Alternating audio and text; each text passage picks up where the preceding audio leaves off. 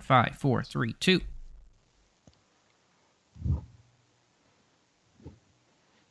Hey, everybody, and welcome to the Steelers Depot live stream here for Monday, September 19th. As always, I am Alex Kazora. Joining me, as always, as well, is Dave Bryan here to answer your questions for the next hour, 7 to 8 p.m. Eastern Time, as Pittsburgh sits 1-1 on the season. So, our first live stream since the regular season began. Lot to talk about, lot to discuss. Dave, how you doing?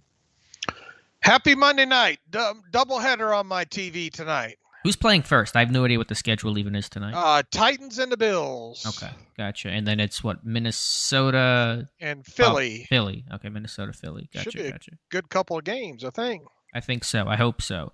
All right, chat. As usual, just want to do the general audio check here. If you guys can hear me, if you guys can hear Dave without any issue, no robot noises, any glitches, anything like that, if you could let us know that, and then we'll jump right into the question. And so I want to make sure that's good because I don't want to start answering questions before we know the audio is clear. But it looks like we are good. Thank you, Mutated Genome and Reptar and Matt. So as always, some people may be new, but for those who have been here before and those who are new, Dave and I are here to answer your questions. You can put those in the chat for the next hour. We may get a lot of questions. There may be a lot of people in the chat tonight. It's kind of shaping up to look that way. So if you want to send us a super chat, that'll guarantee your question will get asked almost immediately, and guaranteed it'll be answered during the time that we're live here. So I just want to put that out there. No obligation, of course, to send us a super chat, but that is one thing that you guys can do. So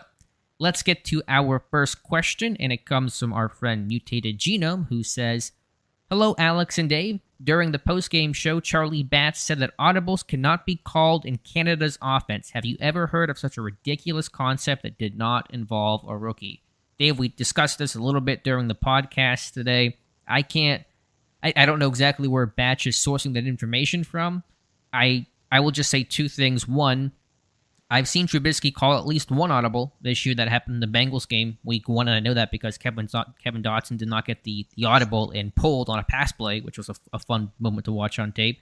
But two, I would say that I think Canada's offense is pretty rigid and structured, and because he comes from the college football world of coaching 20-year-old quarterbacks, generally he wants guys to play inside structure, and that, I think, has been limiting to this offense. But what's your takeaway, Dave? Yeah, I think you pretty much said it. We discussed this. I think a couple of people had sent emails on this and all. I did not hear it, personally, but I don't doubt what the people are saying when it comes to that. But and as you stated, you know of at least one audible that he called in the Bengals game there. So look, the best way to probably get to the bottom of this is maybe a member of the media. I think when does Canada talk? When did I send I sent the schedule out there? It's either I think it's tomorrow maybe when he. Well, when I he know talks, there's no media availability Wednesday, so I guess it has to be tomorrow. Yeah, I think it is tomorrow. Is going to be Canada and Austin there. So that would be, let's see here, Tuesday. Yeah, Tuesday is when Canada and Austin speak. So yeah, maybe enough of this will circulate around and he'll be asked about it, and maybe Mitch will be asked about it next time he meets the media, which I would assume would be possibly tomorrow as well. I mean, my guess is that they'll say yes, he has the ability to. I guess the better question they probably wouldn't answer is exactly how much freedom do you have? Is it audible just in these situations? How much autonomy does the quarterback really have? And I don't think it's as much as probably a veteran quarterback like Trubisky would like to have. Might not. But we really don't know these things for sure. I did pick up on, and maybe you picked up on it too, it felt like they just ran the same 5 plays. I mean, especially in the pass game. There were so many pass game concepts where they just went back to the same thing, and that's not always a bad thing. I think about the play action wheel route to George Pickens. They went back to that later in the game. I think what they thought was, I'll do a video on this for the channel tomorrow for you guys, is the first play they ran it, they hit Freiermuth in the flat, which is what they're always, their first read is. It's a low-high read. Then they saw Pickens open on the wheel, and they tried to go back to that to try to get Pickens on the wheel. New England adjusted, took it away. The second time actually resulted in a sack, I believe. So there was a lot of just like going back to the well with this offense. Right. Did they disguise formation on that second one? Did the Patriots or did the Steelers? Steelers. No, same thing. Same thing. Yep. Say that if you're going to try to go back to something, I'll have to look and see if I can find. You have to send me the timestamp on Sure. that. But uh, you know how it is. I mean, if you're going to make adjustments and try to go back out of something, at least mix up maybe your personnel grouping a little bit or your formation, and try to do it out something that doesn't look so familiar. Right, right. Were So they at least going a different direction, or no, were they going? same thing. Copy paste. Oh Right side. no! Yep. I mean, yeah. I'll send you the links. You'll see All it. right. But those are the things where I'll have the video tomorrow because I'm still kind of assessing my overall thoughts here on this offense. But I saw a lot of that kind of stuff, and that's one example that comes to mind. Right. Next question comes from our friend Mike Adesso, who was happy we did a live stream tonight, and we're glad to be here. Says, so is this where the line starts to complain about Canada and Trubisky? Just kidding. Steelers win that game if Sutton holds onto the ball or Gunner doesn't fumble. Yeah, the line definitely starts now.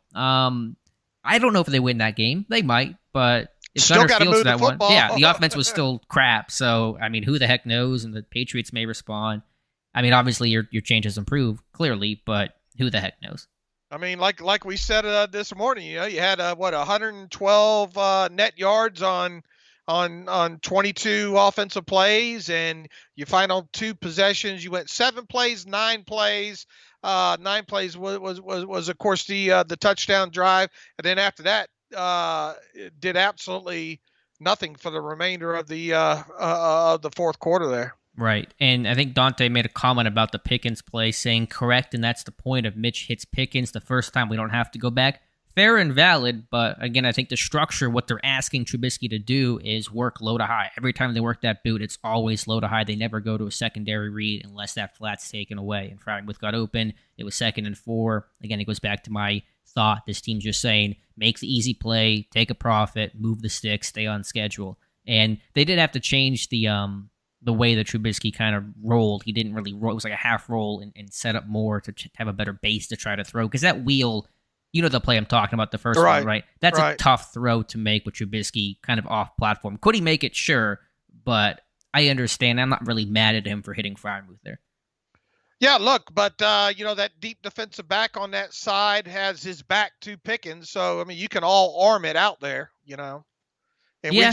we've seen Trubisky try to arm things already a couple times this year. There are several instances in the first 2 games alone where he's got some poor mechanics, where he's not setting his feet, and he is trying. There was at least 1 or 2 outs in that game yesterday where it was all arm. I think Claypool was one of them. I think Deontay Johnson was what was another one of them. Yeah, I think he could have made the throw, but it would have been tougher than I think some people think. And again, what is being called? What is the direction? What is the progression of the play? And it's always, always, always low high. Some teams read high low, but Pittsburgh and under Canada reads low high. So I'm not faulting Trubisky for making the decision that he made. Most people will on that specific play. I do not. Okay. Next question comes from Brian Harrington. Why would Canada make such silly rules? I'm not entirely sure what that's referencing. He says, what's his angle? It only serves to limit our offense, so what's he up to, I wonder? Brian, I appreciate the question. I don't really understand the question. He's up to trying to do what he thinks is best. That's not always the best thing to do, but that's what he's doing. He's running his offense, essentially. Zachary Prospa, if a player mutiny is starting to form as the shade we kind of heard may insinuate, how far into this would you let it go before making a change from Canada? I would give it to the bye. I mean, that's a lot of variables that are tough for us to try to figure out, but you got to remember too. Now, look, there might be some unsettledness in there, but the media's job is to make a story out of anything on top of it. So it might be glorified a little bit. However, if you want to boil it down just to what Trubisky said in post game and kind of, we got to hear all of that, obviously, and him saying, you got to call concepts to the. I don't know if that was just, in order. How much of that was a shot at Canada? How much was it just trying to truthfully answer the question? Sure. You got to run concepts to the middle of the field, Right. And then on top of it, I think the most damning thing that came out of maybe Trubisky's mouth in that post game was we got to continue to buy in there. So what's the need to say to put that out there that we need to continue to buy in if maybe you don't think everybody's buying in. You see what I'm getting at there? Is there such a mutiny as what's being painted out there? I mean, obviously we don't know. I think a lot of the players, or at least Cole and some of these other guys, said the right things in the locker room videos that have surfaced today. Is it a full out mutiny two games into the season? I kind of doubt it. No, I don't think it's that. I think maybe there's. I sense a lot of frustration, and that's natural when the offense struggles and you lose a game, and that's tough. But even more so, atypical from a standard quote unquote loss where your offense doesn't play well. Some of the comments certainly grabbed my attention. And does that mean you win on Thursday? Everything's forgiven. Everyone's happy. Everyone's having a good time. So we'll see. But I think what Claypool said, I think what Freiermuth said, what other reporters are kind of insinuating is certainly at least getting my attention. Right, but for everybody trying to wish cast this thing into a quarterback change, I still think you're going to be waiting till after the bye week. And as far as Canada being fired, I mean, when's the last time the Steelers have fired a coordinator mid-season? And even if they were to move on from Canada, you're not going outside the organization. That's going to be essentially going to be Mike Sullivan. More than likely to take over the play calling duties at that point. When was the last time they fired a coordinator mid-season? I don't remember. Ray Sherman lasted 1 year, I think. Right, that was a pretty quick hook, but that was not mid-season, I don't believe. Right, I'll have to look at that. I know Al Everest was fired right before the season began many years ago, but that's not I wouldn't call that a mid-season. I guess a preseason firing, but I don't know what coordinator. I think Canada will be the OC the rest of the year. Although at this point, and again, we're very early, we'll see what happens. I'm not loving his odds of returning next year. That's just my opinion. Who, Canada? Canada, yes. Oh, no, this is going to be it. You think, okay, you're going to say that more definitively? Oh, yeah, this is going to be it for him. All right, I'll be that definitive with you there. Jonathan Mason, I'm sure we'll see Pickett at some point, but how much better can this offense be with a different quarterback? Looks largely the same in Canada's third year. Maybe it isn't the quarterback after all. Well, it's second year OC, third year with the team, but I get your point there overall. I mean, how much better can it be? We'll see. Again, for me with Trubisky, and this will be in the video tomorrow, I'm less concerned about taking shots deep and all the stuff that's kind of getting headlines now. I'm more worried about him taking bad sacks, missing underneath receivers, took a terrible sack on 3rd and 4, in the red zone, had Claypool open on and out, should have hit it, tucked the ball, took a sack. You can't make those plays. Those are rookie plays. And so that's to me the bigger concern than, oh my God, he's not throwing the ball 50 yards downfield. Even on that, went back, me, I'll watch this thing 20 times. I know. And pick out something new each time because I process it a little bit different than the rest of you guys do. But, even on that first one to Freiermuth over there on the side at glance, that was it wasn't a great throw. It was all off of Freiermuth's hands there. That ball's got to come out earlier, Okay. If you look, that ball, look at the end line, match up the end zone view with that, with the press spot, the all 22 view of it there.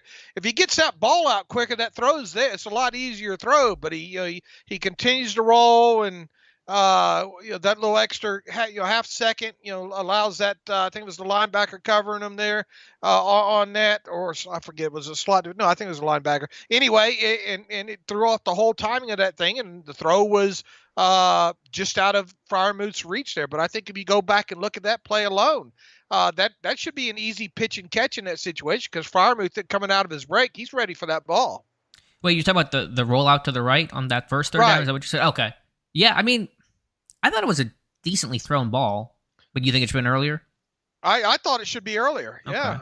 Yeah. If he gets that ball out a tick earlier, I think he can put it on the money there. I have somewhere in my notes. I'm trying to see what I wrote down on that play if I can find it. He did you talk about throwing downfield. They were running a mesh concept there, and it felt like he had Deontay short if he wanted it, but he actually made the more aggressive play to go to Freiermuth. But yeah, I think I had the decision was aggressive. Like people are getting on him for not being aggressive enough. I think maybe in that situation, he might have been too aggressive, to be honest with you. Okay. But I think it's a fair point that you're making there.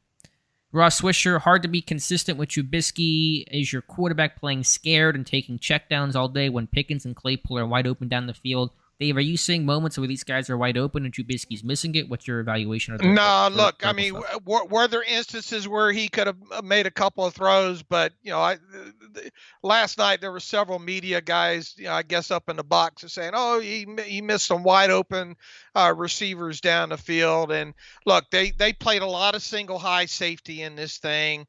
Either part of cover one or cover three, and they made sure to try to keep the lid on this thing as much as possible. There are probably three or four throws that he probably should have let it rip on there, but there's not a lot of running wide open deep down the field. Consider the source, people. Yeah, there's a lot of context, and you can, of course, criticize quarterbacks for not, making a particular throw, but there's a lot of context and progressions, and again, I think this offense is pretty rigidly structured, and so that has to be taken into consideration there. There are times where you can argue it, and that's fine, but again, to me, that is lower on my list of concerns of Trubisky. I think he's doing a lot more. He's doing a lot more bad that's not being discussed. Like, everyone's so hyper-focused on just that one component, the vertical game, or even middle-of-the-field type stuff. To me, there's like four other issues ahead of that on my list of concerns right now with his performance. Now, were there? No, I'm not absolving him here. There were about three or four throws that I think he probably could have made, but it's not like every wide receivers were running deep down the field, wide open. As much as being painted by the media. Mike's, and some YouTube scouts. Right. So the video tomorrow hopefully can shed some more light on what I'm thinking, at least. Mike Adesso also asking that the offense is looking better with Warren than Najee. Should Warren be the first and second down back and Najee the third down back? What is your take on Najee and potentially missing some holes?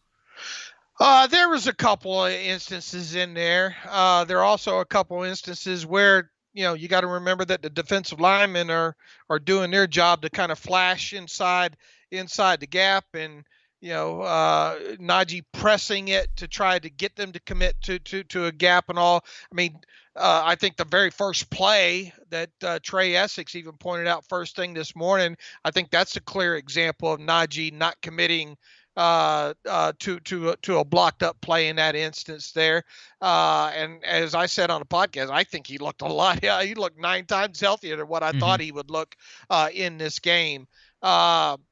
Is it enough that you should be talking about Jaylen Warren playing first and second down? No, I don't think so. And people immediately, because I jump back on my motto of don't draft running backs are fungible and all like that, thinking it's some sort of shot at Najee. No, it's not. It's just I think the running back is a fungible position overall, but I mean he's going to continue to be, as long as he's healthy, he's going to continue to be. I do like the fact that they are mixing in Warren, because I think that's given Najee proper rest off the field. I don't think they're suffering. Having Warren in the game overall, I thought Warren did a great job of hitting a couple holes hard and getting good positive successful play yardage on a couple of those runs as well too. But I don't think it's enough that any discussion should be had of should Warren have a larger role in this offense than what he has right now. Yeah, I'm 100% with you, Dave. I still have full confidence in Najee. He's missed some time with a foot injury. There might be some rust, and there certainly are some mistakes being made. I think that first play being the best example of him bouncing a run when he definitely shouldn't have. But I got confidence he'll get right, and I still think he didn't play a terrible game. He made some really good plays, broke tackles, had that great check down where he stiff arms a guy and hurdles a defender. So he still made plays. I'm still rolling with Najee. I'm not looking to really change the rotation as it sits today. Yeah, there are people already trying to say Trent Richardson. Yeah, come on, guys. It's not that bad. Douglas Mossman, hey, guys, looking at the tape, how often is Pickens open where Mitch is just not seeing him? I didn't see that a lot, but it is certainly frustrating that through 2 games, this guy that starred so much in camp has 6 targets, 2 receptions, one of those targets being a Hail Mary, by the way, so really 5 targets in my view. I mean, you got to create some more for George Pickens, I think. Right. Well, and even if you want to do something simple like some RPO bubble screens or something, get the ball in his hands. Let him do something out in open space. A couple slants or something like that. Not every ball needs to be 20 yards down the field to him. Right. But I think there's got to be some jump balls for this guy. Like what this guy did the best this summer was 50-50 contested football situations, and he has not gotten any of those. He got the 1-2-man vertical shot yesterday, but no, like just a fade and throw it up to him. Let him make a play. Run some of those slot fades with him. Do whatever you have to do to get him singled up in coverage and give him, you got to give him an opportunity to make a play. I mean, not everything is going to come wide open, right? And he's on this, and he's at his best contested, so let him win contested. So I think that's to me, it's not that he's always wide open, but it's just they're not really scheming a lot. He just feels like this literal third piece in this passing game, and they're not getting any attention. And look, that wheel was a golden opportunity to bust him down the field, on that wheel rail, Yeah. So I think that could have been easily hit. Yeah, I think it could have been hit, but to me, the question is, what is the progression? What is the read? And the read is always low high. And if the flat is open, I know they're told to take the flat. And I think that if you want to put that on anything, that's coaching more than it is Trubisky to me. That's how I look at it. All right.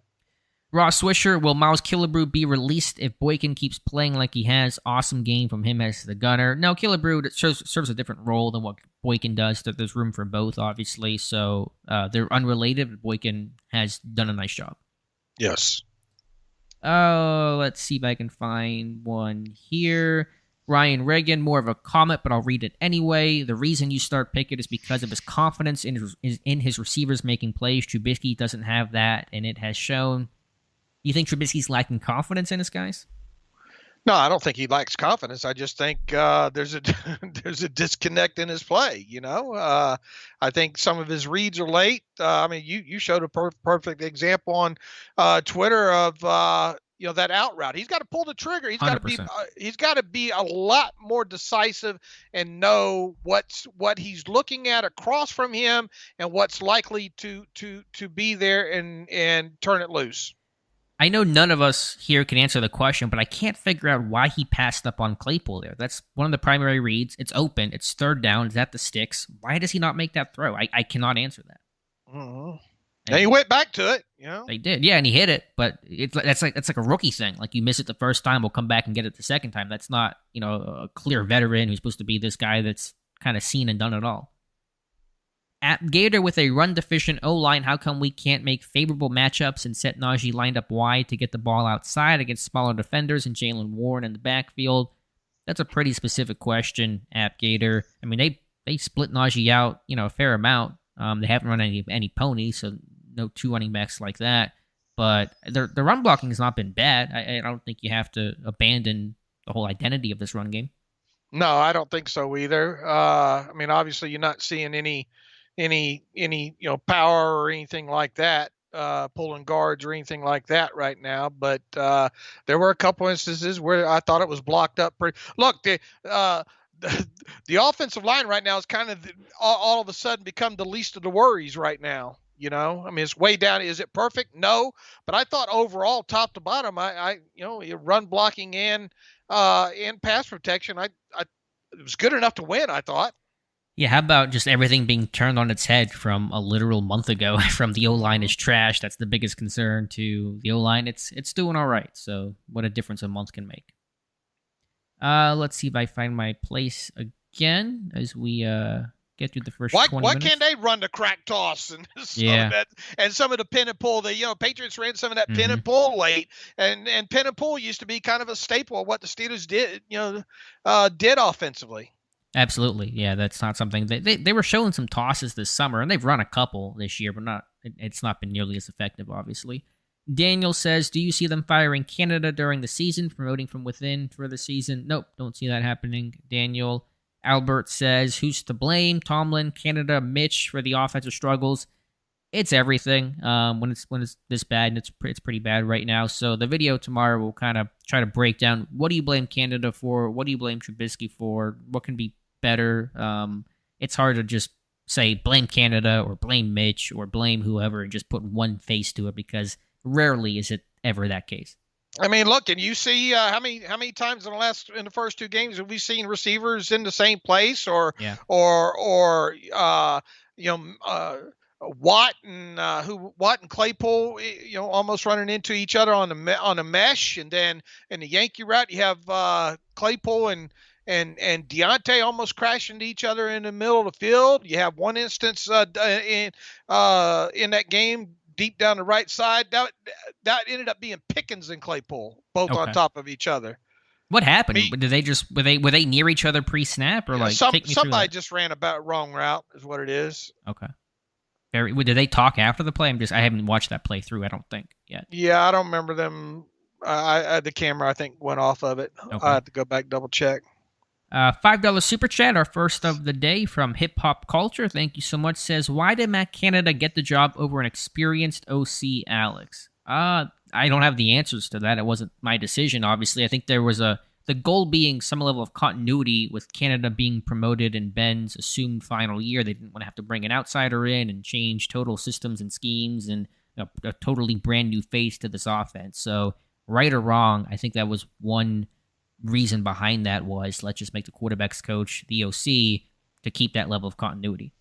And who's most likely to be I mean, I think we both agree that, this is probably it for Canada this year. Is it going to be Sullivan next? Did they interview outside OCs? Remember they interviewed Pep Hamilton? Sure. Yeah, I'm just trying to think about the process. I mean, could it be Sullivan? Certainly, I think Sullivan's a good coach. I think he's done a good job. So it could be him. It could be an outsider. I mean, what do you think? At some point, maybe they say maybe we should try an outside hire because the internal. That's what I'm getting at. Yeah. What would the instant odds be right out of the chute if Canada's not back? I think Sullivan would be maybe the slight favorite, but I really couldn't tell you. Do you think it'd be Sullivan? Yeah, I mean that's where I think the odds would lean. Okay, yeah, I mean certainly it would make sense, but so you would take. Let me ask you a different way. Would it be Sullivan or the field? What would be the favorite to be the OC? I would bet Sullivan. Okay, I'm with you. Let's see. Next question comes from LMAO Sosa. Do you see Kenny playing this season? If so, when? I think he will, but I think it'll be later in the year. My preseason prediction essentially was that Pickett will start the final 3 games of the year, and that's kind of still where I'm sitting at, to be honest with you. Mine's right after the bye, man. Cue up that Saints game. I have a feeling that might be your bet, and I have felt that for quite a while now. So he will play. He's going to play at some point. My best bet would be the Saints game. So you think it'd be T.J. Watt and Kenny Pickett coming out of the tunnel same time? Is that right? Because that's like the expected return date for Watt, roughly, right? Man, well, I think that's who knows really. I mean, we know he's got to miss at least 4 games, and he's missed 1. So that's week 11, right? Not like the week after the bye. Yeah. Right. Okay. So yeah, it could be. I think, but to me, as long as this team remains competitive and Trubisky's not terrible, I know people will argue he's terrible. To me, he's not right now. Like Tomlin's going to keep Trubisky as the starter. He's not going to make a change if this team is a game above 500 and in the mix. Okay. I mean, I'm betting that they're not going to be in the mix. Is what I'm betting. Okay, I got you. And the Bills just scored. They're going to have to start moving football down the field in chunks, man, because it just no matter how much improvement with the line and how much better do you expect Trubisky to get? This team is not built to drive the field 13, 14 plays at a time. If they don't start getting chunks and, then they're going to be having a lot of 17 and 20 points on the board. And, how many times is that not going to be enough? Can I put you on the spot really quick? All right. What do you think the record is at the bye? Oh, at the bye. I bet they only win 2 more games before the bye. Okay. So you're saying, what's the math? That's a week 9 bye? 2 or 3 more games by the bye. Let's see. So what would that record be? That's a week 10? What's the bye? 9 or 10? The bye is week 9. It's 9. Okay. So that would be basically 3 and look, the Dolphins 6. don't look like they're such a pushover, do they? No. Tua looks great. I mean, you got the Bills, the Buccaneers, and the Dolphins, and the Eagles, and we'll see what the Eagles look like tonight. And obviously the Browns. I mean, if you don't win this game against even the Jets, are able to do a couple of things with Flacco. Flacco's going to be kind of semi-familiar with. It's not going to be too big of a moment for him. Yeah, Flacco went off. He had about 4 touchdowns in that game, so he turned back the clock for sure.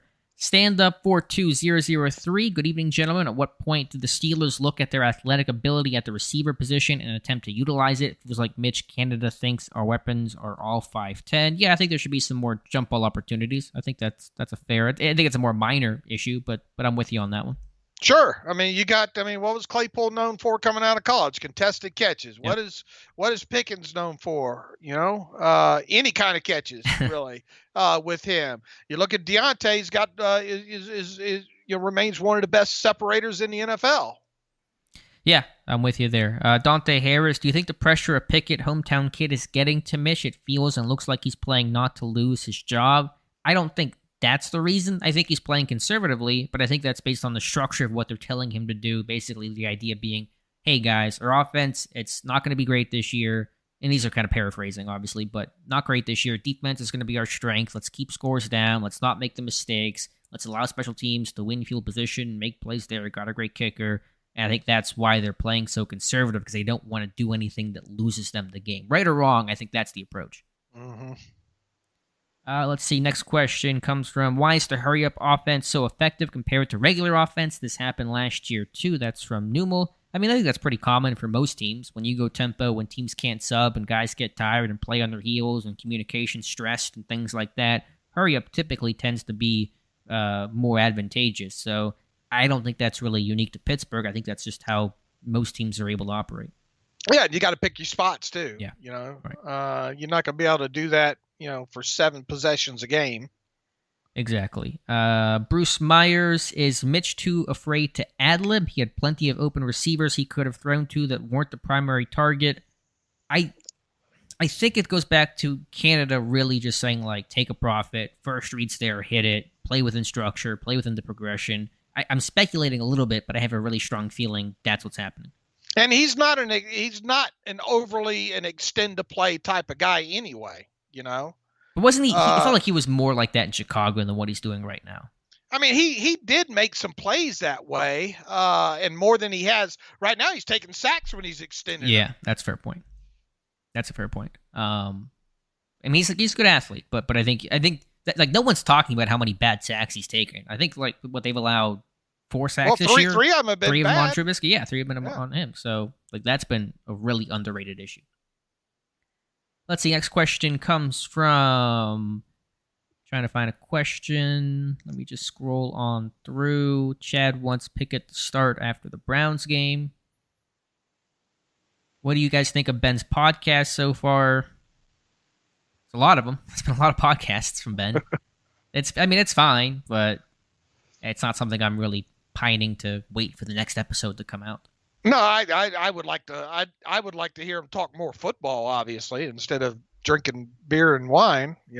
Yeah, Ben likes to just ramble a little bit too, which kind of meanders a little bit in his answers. But I do like watching Ben watch football games and him just make the guttural noises of that's great. Like I just love that gets interspersed into a podcast. I think he definitely misses it.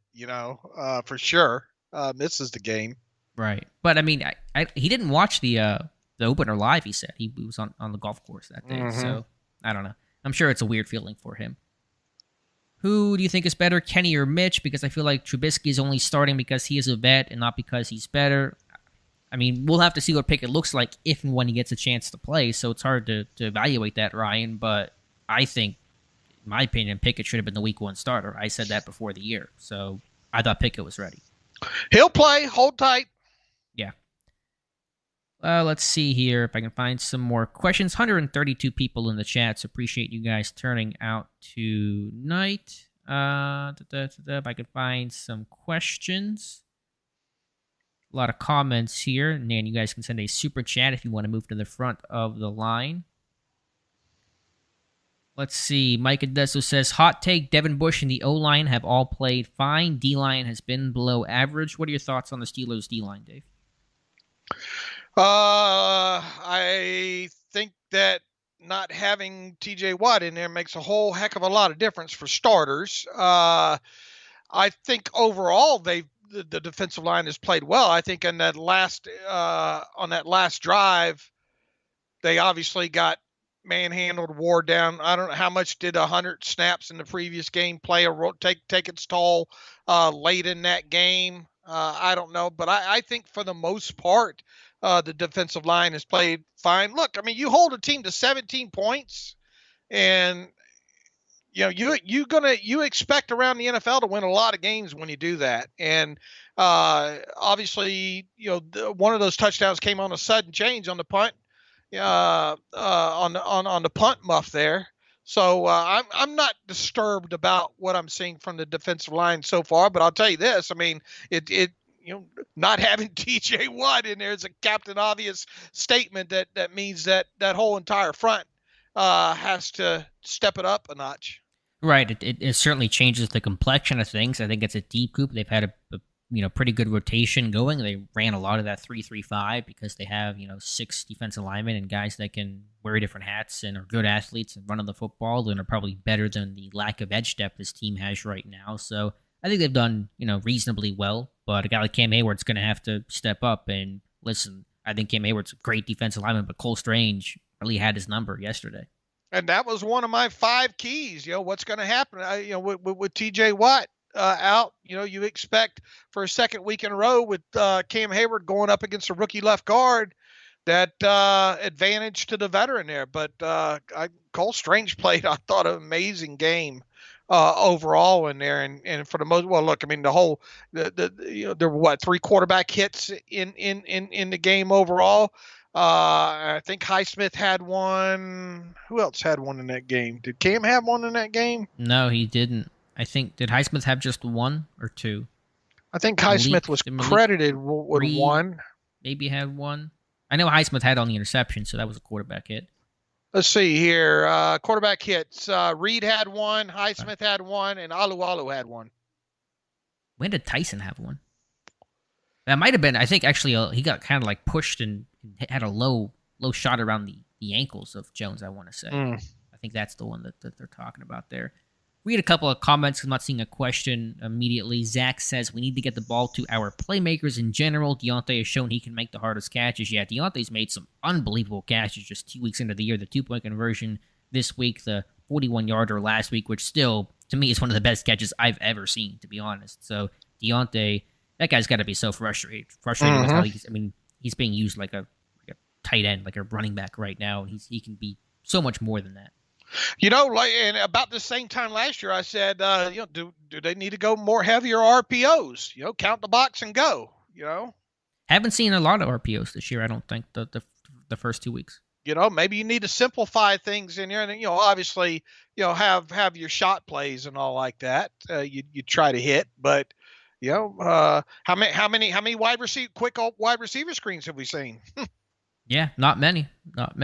If you guys could like this video, Dave and I would appreciate that to bring some more people into the chat, have more people get some visibility to the channel, and Dave and I's live stream would appreciate that. George Hoover, not optimistic with this Thursday's game, saying, we will lose this Thursday at Cleveland. Mitch will play terrible and cost the game. Pickett gets the nod at home against the Jets.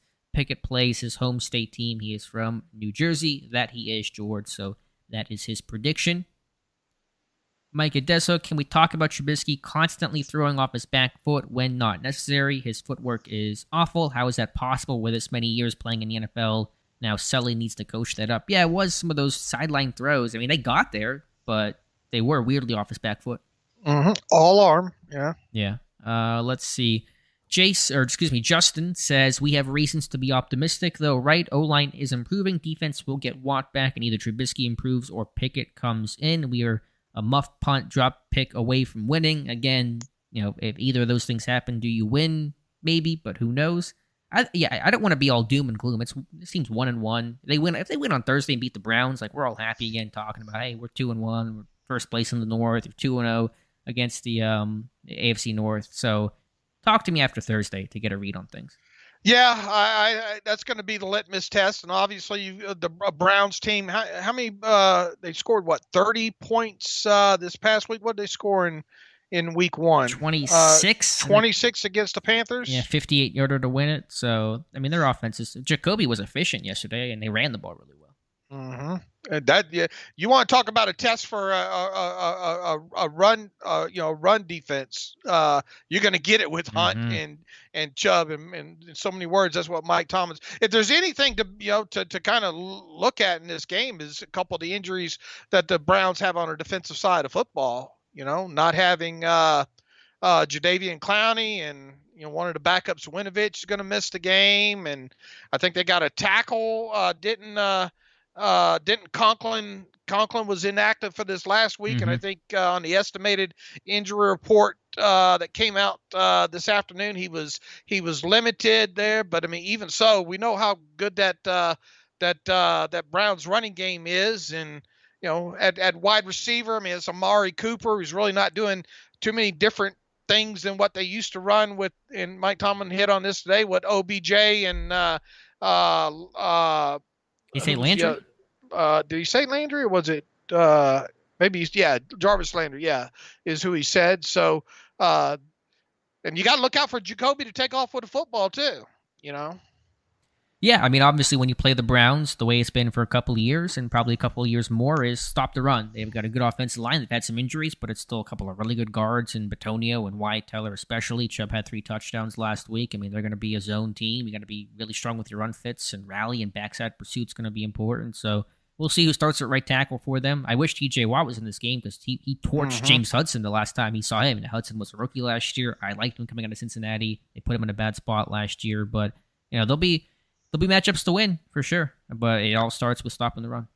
Look, the recipe, what we've talked about all off season is going to be the recipe. You're going to Yep. have a couple of defensive takeaways in some games. Your special teams have got to be on the screws like that, and you're going to have to find a way to have, 1 and 2 explosive plays a game on offense is just not going to cut it. Unless your defense is doing what happened in the week 1 game there. So if they can keep the score down against the Browns and obviously shut down the run, comes with part of that, it could very well end up being another one possession, one score game. That's typically how AFC North football goes. And last year, both games were, well, the second game, I guess, wasn't one possession because Najee iced it late, but they're always close against the Browns. Mm-hmm. Mr. ABS, Dave and Alex, regardless of the draft spot, Trubisky wasn't developed as a quarterback while in Chicago. The environment didn't allow for that. Unfortunately, we have had Ben, and that isn't our specialty either. So I guess the question he's asking is this the right environment for Trubisky to succeed? What do you think about that, Dave? I mean, I think he is who he is, and he attempted what 9 passes last season with the Bills, 8 or 9 passes overall. There's a reason he was in that situation, Mm-hmm. So, and there's a reason.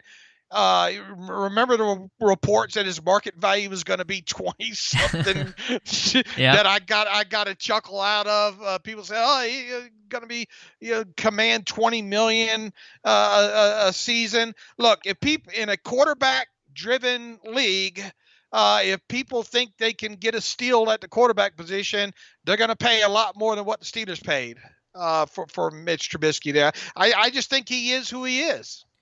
I agree with that. I didn't expect Trubisky to become the next Ryan Tannehill and totally change his stripes, finding a new place. I think it's a culture and an organization where you can succeed. The stability, the veteran tutelage of Mike Tomlin, I think it's certainly more stable, and it's somewhat like what he had in Buffalo. So I don't want to say that you can't develop a quarterback, and hey, Pickett's looked really good, so that's a quarterback developing and growing, and there's a little bit of proof of that. But I think, as you said, Trubisky kind of is who he was. And maybe he was in a bad situation in Chicago. I think he was. Maybe he just wasn't that great of a quarterback either. I think both things can be true. Mm-hmm. Let's see. FMOB Lila says, should we run a 3-safety defense as our primary? Not really. I mean, they run a lot of 3-3-5, so that was their nickel defense. I don't know if they have quite the safety manpower right now to run a 3-safety defense as their base. Let's see. Next question comes from, I think Mark Tobin had one. Let me scroll back up if I can find it. Why do you guys think they ran Haley up out of there? It wasn't because of their offense, because we scored hella points. So why did Todd Haley go? Trying to think back. I mean, he was a hothead, and I don't know. I don't know exactly how to respond to that. They run all of them out of town. Yeah. I mean, remember, I thought Haley worked fairly well as an OC. He's done better than what Fietner did and what Canada's done so far. But Haley also had Prime Ben, AB, and Bell, and he had probably more talent, more established talent than what, good offensive line than what this team's working with right now. Oh yeah, look, the talent that he dealt with was a lot greater than what it is, combined right now for sure. So especially on the offensive line, and I mean you had Le'Veon Bell kind of in his prime in there, and AB, Ben was still extending some plays and able to do some things like that and all. Like there's talent right now, but then you had Hall of Fame quarterback, Hall of Fame on the field receiver, and in his prime, Hall of Fame running back with a really good offensive line and other weapons as well. It just doesn't compare to what you have right now. Next question comes from, how will the fans react if and when Pickett plays if he doesn't play well? That is a great question. Not well, they won't react well, but no, it'll be just bus talk and chants for Mason, or I don't know what it would be, but nothing good, Bruce. Look, and he's regardless of the level that he plays, there's going to be growing pains in this. And as I always like to say, I don't think you get a good idea of what a quarterback can and can't do until he gets into game 20, 25, something like that as far as starts go, because you might have these guys come in and flash right off the bat, but what happens after the tape circulates on him and what he's good at, and defensive coordinators start trying to maximize, go after what a quarterback's weak at. So if he comes in and plays great right out of the chute, fantastic. If he comes out of the chute and plays mediocre, fantastic. If he comes out of the chute and plays bad, fantastic. Because I just don't think that you get a good idea until a quarterback has a well over a season worth of starts underneath him, unless it's just downright miserable from the start. Right. We've obviously seen that with first round picks over the years and those kind of things there. But the kid's got accuracy and seems to be smart, and I think just in the preseason alone, and I didn't see a lick of training camp like you did. What I was most impressed with Pickett in just those 3 preseason games is that you saw improvement in all, from preseason snap number 1 to the last snap that he took there. It's the exact same thing I saw in training camp. It's what you saw in stadium is kind of how training camp went. So I think you're right on the money there. And that's one of many reasons why I want to Pickett to start game 1. So you can start finding out exactly who you have in this guy. The quicker you start finding that out, the quicker you can start really charting the course that is your franchise and its future. And the longer you delay, obviously the longer you have to wait to find out exactly who and what you have. Have a $2 super chat that I think I missed earlier, so I apologize to OMG Reptar. Love the icon there as a big Rugrats fan growing up. Do you feel that Tomlin is a bad head coach? No, I do not feel Tomlin is a bad head coach. Does he have flaws and warts and critiques? Sure, he's not above reproach. Nobody is. But is he a bad head coach? No. I think people will certainly push back on that here in the comments in a moment, given the situation right now. Is it very frustrating about this team's lack of postseason success and the big drought they're in right now? Absolutely. But does that mean Tomlin is a bad head coach? No. Next question will come from, I just lost my place there, Stand Up 42003. Alex and Dave, at what point do you see the defense start to quit? The offense has been dreadful since 2019. Do you think there's a breaking point? No, they're not going to quit. They're too proud, and that's their job, regardless of how good or bad the offense is. They may get frustrated, but quitting does no one good. No one gets paid if you quit, so they're going to keep playing hard. Next question comes from, if I can find one, Eduardo with some very nice comments about the site, so thank you for that. Says, what's Tommy Maddox up to lately? I'm guessing selling insurance. Is he back in the insurance game, maybe? I don't know. I don't know what touchdown Tommy's doing. Mike Adesso, Alex, building off your terrible take today, what should Austin Tomlin do to generate a consistent rush, blitz cornerbacks and inside linebackers more? It's a good question. Obviously, trying to replicate the success you have with TJ Watt is tough, and there are pros and cons to blitzing, and how do you cover? How does that change your structure? And you got one-on-one matchups, but you got to get pressure. This whole defense is built around pressure. If that doesn't happen, nothing else really works well. So I don't have a great answer in terms of how you do that, but more than what they're doing right now, have to be more creative, probably blitz more, create more, safe four-man pressures, but you got to do more. And what are you going to have to do? You're going to have to start playing some more cover three behind it, then go back to later day Dick LeBeau type stuff and just not letting the lid off of it and tackle the catch. If you send numbers, you better get home with them. Yep, absolutely. So that's a downside, but if you don't send numbers, these good quarterbacks, you're going to face some good quarterbacks this year. They're going to pick you off.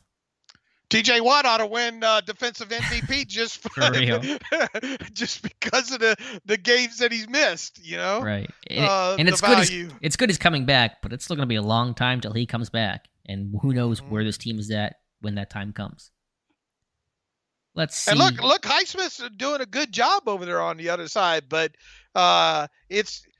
You can really magnify what Alex Highsmith does well when you have TJ Watt on the other side. Wow, Terrell Edmonds had a higher PFF grade than Minka. It's interesting. Okay, fair enough. He hadn't played bad at all this year, Edmonds. Every year of his career, he'll never live up to the first round draft pick, but I've thought every year of his career he's gotten. I mean, it's been baby steps, but I think he's gotten better. He actually did have, I think, 2 really solid coverage reps. There was a third down breakup, and then he covered a corner route, I believe, earlier in the game that he had good coverage on. So, I mean, you're right. He has gotten better year by year. His conditioning, his durability, his availability is super underrated, super outstanding. If he was immortal in 10 years, he'd be the best safety in football on the path he's on right now. If he could just play 10 years prime of his career, if he could wave a magic wand, he'd be a pretty good safety. But, he is who he is, but that's not always a bad thing. Let's see if I just lost my place again. About 10 minutes left, so be sure to get your questions in for Dave and myself. Let's see where I was at. The question is from Mark Brophy. Here's a question. How many men were on the field on the muff punt? I heard Tomlin say there were 10. I counted 9. I have not officially gone back and counted yet. Not enough is the answer. Not all 11 guys. So they were missing at least 1, potentially 2. I haven't pulled the all 22 special teams. So it was definitely at least 1 jammer and maybe somebody else. I don't know exactly who that was. I have to go through to see who would have been the jammers there. So I don't have a perfect answer for you, Mark, but not 11. And that's kind of all that matters. Why is Harris missing big holes? Starting to question his vision. It is 1 game. I think there were some bad mistakes, but I don't want to start questioning about him as a player and his vision based off of, 2 carries, 3 carries over his full body of work? I don't want to do that. Is Jalen outplaying Najee? That's from MR Mark 693. No, I wouldn't say that. Mark Tobin, Cam Hayward can't play like Superman forever. Someone has to step up. I'm not mad at Cam at all. He's had to do a one-man army thing for a minute. He really has. That's got to be frustrating for him. And you're right. Other guys have to step up. It cannot just be Cam Hayward doing it all. Mm-hmm. They're really going to have to step up on Thursday night once again because of that run, and they're going to be tested out. Whoever they put out there on the edges as well too. Paul HL, I rewatched the game and feel like it was many small misses that kept us from succeeding rather than few big individual issues. How do you see it? How do you think it'll be fixed over time? Thanks, thank you, Paul.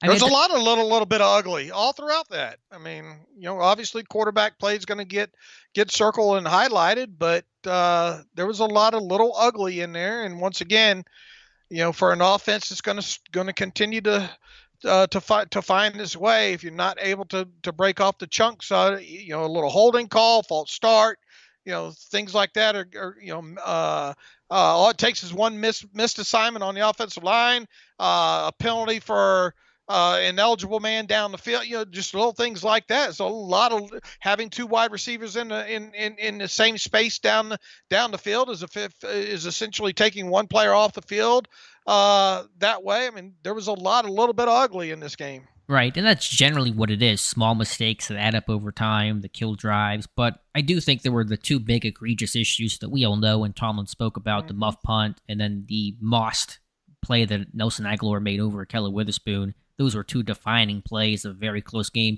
If you put those two plays aside for a moment, this game was pretty even, very close overall, a lot of back and forth, kind of a slog, duke it out kind of game. But those two plays swung in the Patriots' favor heavily. And to me, that was one of the key differences. Those actual big plays.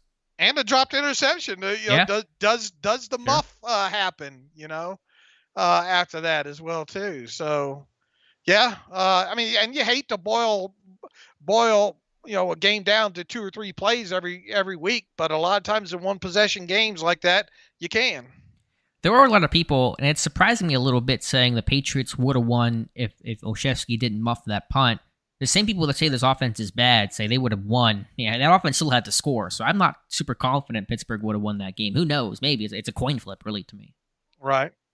At least the defense is not having, to defend such a short field in that situation. But why do they have 3 corners on the field on that touchdown? That kind of really put New England in control of that one. No idea what the personnel decision was there. I think there were a lot of coaching issues. I'm going to write about that for the morning for Steelers Depot, focusing maybe on the one of the problems. several beat writers that listen to this and deny that they listen to this will ask Austin about that.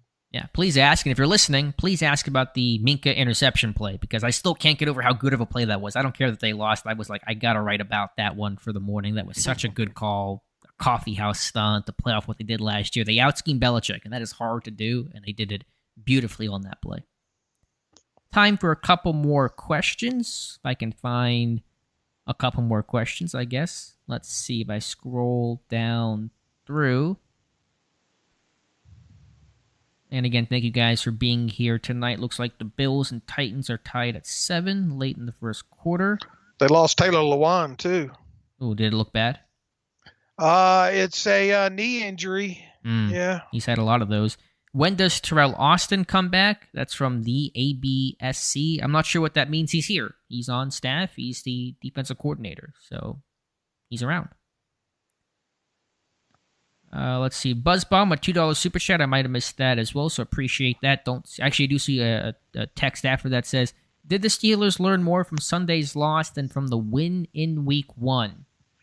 I don't know how to best answer that. I don't really think about. I think you learn from every single game, whether you win or lose, so I don't know how to really best evaluate that. There's probably been more conclusions drawn from Sunday than week 1, just because Sunday's game was a bit more normal and not insane and trying to process all of which happened. So maybe the learning more from Sunday's loss, but I think you'll learn from every single circumstance. I think maybe other teams learned a little bit, because you're going to see them have middle of the field safety and be fine with those little dump offs. They'll dare Mitch Trubisky to try to fling it deep down the field. Couple more questions. Thomas Warhawk says, with all the challenges in broadcast teams this offseason, how did you enjoy Amazon on Thursday, and do you have a favorite broadcast team? What did you think about the first try into the streaming world, Amazon, Thursday night? Yeah, I thought it was okay overall. I mean, I was real more intrigued with the StatsCast and all like that, and really not listening so much to the announcers, as I was just enjoying the StatCast element of it and all. And as far as favorite, I love Tony. I think Tony Romo does a great job. I really do. And I think his enthusiasm and everything that goes along with that, I think Tony Romo does a great job. And if it's Romo on the call, it's a big game. If it's Jim Nantz and Romo, there's a big game they're calling. I love Ian Eagle. I think he's got a great voice and great feel for the game. So he's one of my personal favorite announcers. Been doing it for a long, long time. Paul HL, why do you think Edmonds is not worth his draft pick? He's a starter since 18, like you said, getting better. He's never played up to the billing of being a first-round pick. There's a weight and expectation to that in Pittsburgh. If he was a third-round guy, people would have loved him. So he just never made the splash big plays that first-round picks really have to make. Let's see, Mr. ABS, Dave Alex, I hate New England, but we have to admit that they were still a top defense, and nothing should have been a surprise. They were top 3-5 last year, and by the logic reference earlier, held us to 14. Sure, New England has a good, underrated defense, and they're a stout front overall, well coached. So you want to give those guys credit too. Yeah, but they did miss. They did drop off some players throughout that game, though. Some key players too. Right, Duggar, Bentley missed some time, and that's when Pittsburgh started running the ball. I think at their most effective in that game. John Pennington, are you guys worried about Norwood tackling against the Browns? He's not. His tackling's improved. The arc's similar to Cam Sutton. It's not the best, but I'm not that worried about it. Yeah, look, it's going to start up front with that against that running game. If we're sitting here having to worry about these guys in the secondary making a lot of tackles, then it's probably been a long game. All right, let's see if I can find any more questions. I think that's just about it. If I can just see a comment that catches my eye or not. I'm not seeing much here, so I think that's going to wrap up today's stream. Appreciate you guys being here. You guys had great support here. I know it's not always fun talking about a loss and those kinds of things, but hopefully next time we talk, it'll be, 2 or 3 games gone by, and hopefully this team's sitting a little prettier. But we'll be here to cover it. Be sure to check out Steelers Depot for a lot more analysis and press conferences and player reaction, film rooms, etc., etc. So, Dave, as always, thank you for being here tonight. Thank you for being the one to have to scan for those comments. You do a great job moving this along. Peace and love, everybody. Thank you for tuning in. And as Alex says, like and subscribe. And you guys can see an archive version of this on the site in just a little bit. So go on over to SteelersDepot.com. And again, thank you guys for being here, and we'll talk to you soon.